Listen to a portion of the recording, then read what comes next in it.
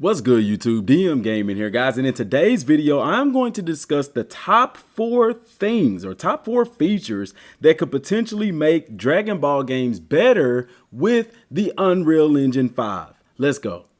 Alright guys, so if you are new to the channel, do me a solid, help me reach 100,000 subscribers. That's going to happen one subscriber at a time, but it can't happen unless you hit that subscribe button. Click the like button because you're going to like what I got to talk about today.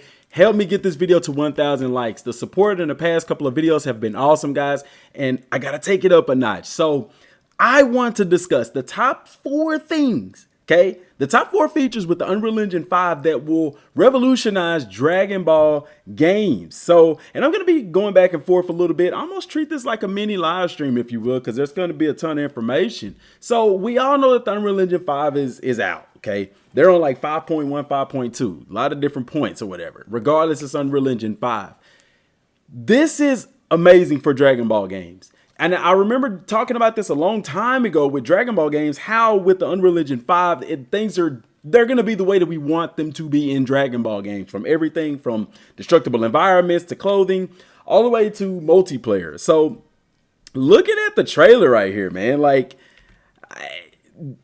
I want y'all to just look at this little snippet, okay? Pay attention to how I want y'all to pay attention to several things. Pay attention to the lighting, because we're going to come back to this at the end and put it all together. Pay attention to the lighting. Pay attention to how his hair moves. Pay attention to how his clothes moves. Pay attention to how the stuff in the background moves.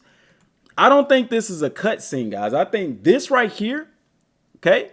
I think that's actually I think that's actual in-game. Even look at the trees, okay? I'm going to go back. Look at the trees in the background whenever the wind blows after his transformation.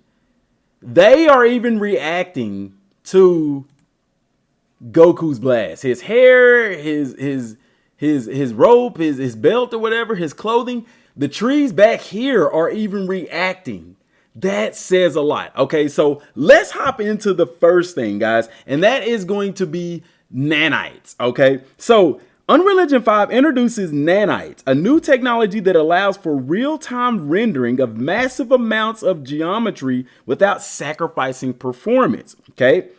This means that Dragon Ball games could feature more detailed environments and characteristics, which would make the overall experience more immersive. So going back to the trailer right here, the screenshot here, these are extremely detailed. So a little bit of breakdown on that. Nanite is Unreal Engine 5's virtualized geometry system, which uses new internal mesh format and rendering technologies to render pixel scale. Guys, it gives extreme detail.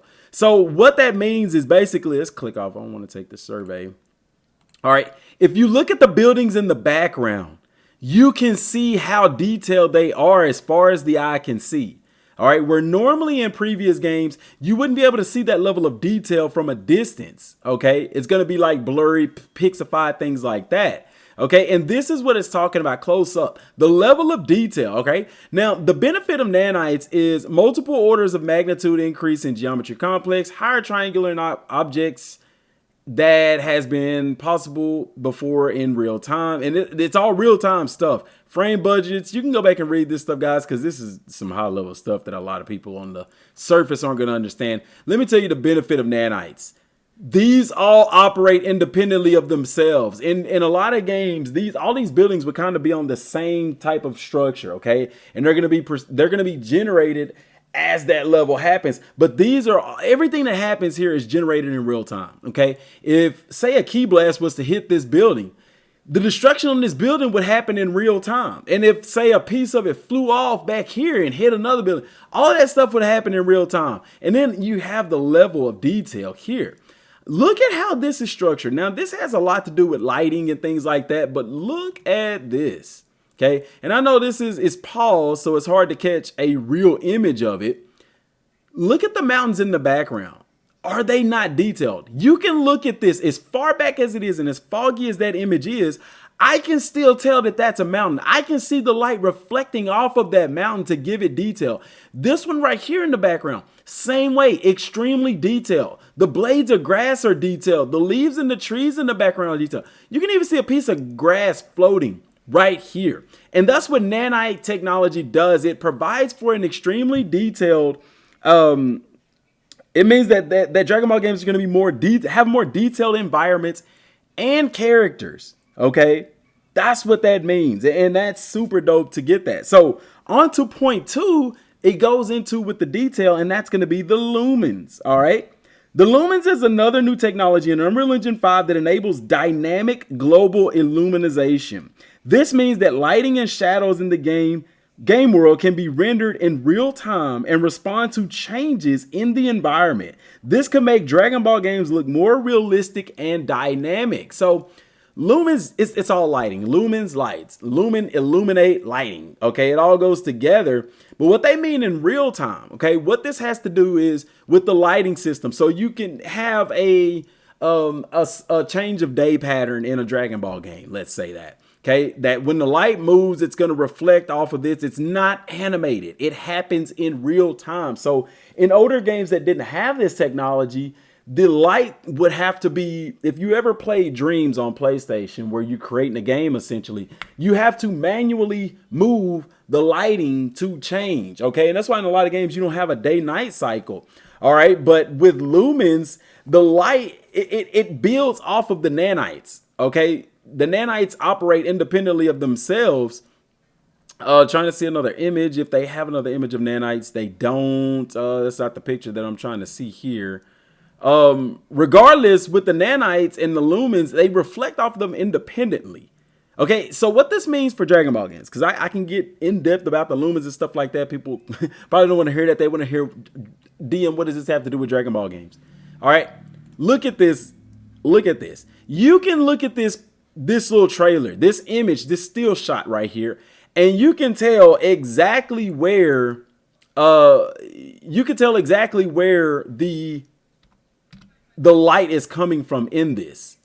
You can even see the little rays and stuff. And if I can back up, let's see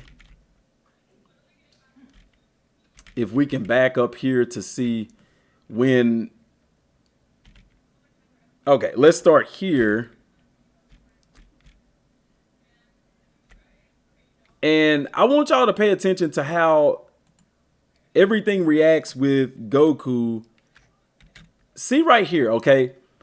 His ki blast, the blow from his ki blast dissipating. Look at his hair. This is in real time. This is lumens. His clothing is reacting to this presence of light. You have two different presence of lights in this trailer. You have the sun that's apparently up in the sky. You can tell, we'll see that whenever this stuff goes away.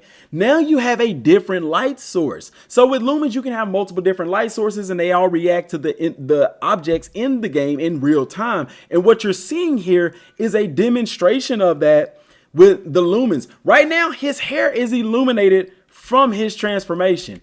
His clothing is illuminated from this transformation. Okay, we can see that happens in real time. And I'm just tapping the frame. We're going frame by frame here so you can see this in real time, how it behaves. Watch what happens whenever the lighting, which is his ki, goes away. All right. It's still there. It's still there. See, now it's starting to go away. Look at the clothing before. Right here, you can see the shadows from the light from his ki. On this frame here, it's gone. And now we're beginning to see the sun take over as a light source. And see how the glow in his hair changes. The clothing changes.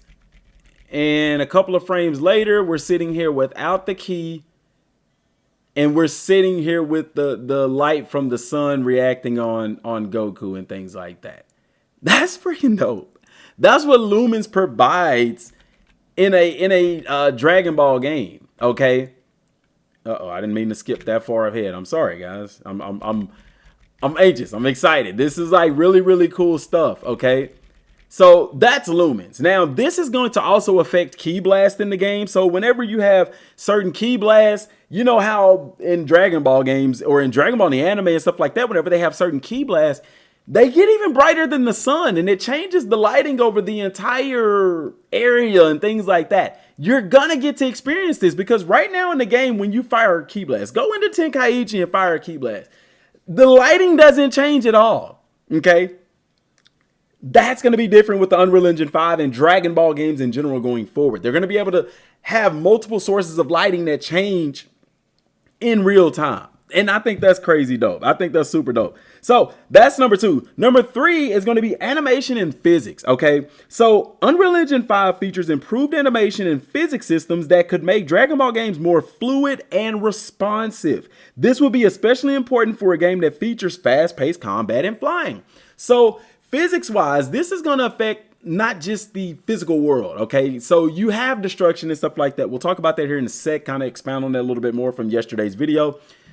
But you're also going to have fast-paced combat. Now, one thing that I love in Dragon Ball is, and primarily Dragon Ball Z, you don't see it that much in Super, is whenever you're fighting and you're doing the sway attack, or the sway defense, where you're moving so fast that they can't touch you, you're swaying. This is done in previous Dragon Ball games and things like that. With the physics in the Unreal Engine 5, things like this, beam clashes, melee clashes, all of these things are going to be done on a higher degree. Now, what I want to show you here is in this trailer, and this is why I'm strongly for that they're doing this in Unreal Engine 5. Notice the blast from his ki. Look at the trees. I want y'all to pay attention to not only the grass. Okay, we're gonna play it in regular speed, but then we're gonna play it. Let's actually slow this down. Playback speed. Let's slow this down to 0.25. Okay, I want y'all to pay attention to the grass. And then we're going to come back. I want you to pay attention to these trees in the background. Okay. First of all, you can see the grass already up there. Let's go here. Look at this. Okay. Everything is reacting. That's not an animation. That's live. Okay. The game itself, the area itself is reacting to Goku's transformation. Okay. Now let's pay attention to, I want you to pay attention to the trees in the background on this. Look at that. Watch the trees back there. See, they swayed backwards, and then look, they come forward. Even the trees are reacting to this transformation. That has everything to do with physics. You look at the blades of grass beneath Goku. Everything is reacting to him powering up. Look at this bush right here. Even that bush is reacting to what's happening in game with Goku's transformation. Guys, this is literally almost a tech demo of what we have to look forward to. The beauty of this has to do with destructible environments, yes, but guys, how many times have you seen in Dragon Ball Z where they're powering up, charging their ki, and it's like they are literally destroying the planet? Rocks are breaking up, flying up, things like that, all that kind of cool stuff that you've seen and love that we haven't really been represented in a game. That can change with the Unreal Engine 5. And then expounding on yesterday's video with the destructible environments. Oh my goodness, guys. You can look at that right here with destruction. Let's look at the destruction overview really fast. Like, picture this being a ki blast. Okay, notice the level of destruction. Notice how everything around it is affected by that. Now, I know you're going to look at this and people on the surface are going to think, hey, that's just an animation. It's not. With the Unreal Engine 5, everything is independent. And everything is basically reacting to the ki blast. Okay, it's almost procedurally generated, if you will. It's complete reaction, because you see this bus right there. That the cars that are far away from it aren't reacting to it at all. It's the ones that are close to it that are reacting to it. Even the cars underneath are reacting to it because they're in that vicinity. So when you get ki blasts and things like that, that is literally what they're showing us in the trailer. You notice his clothing moving and things like that, guys. That is indicative of cloth simulation.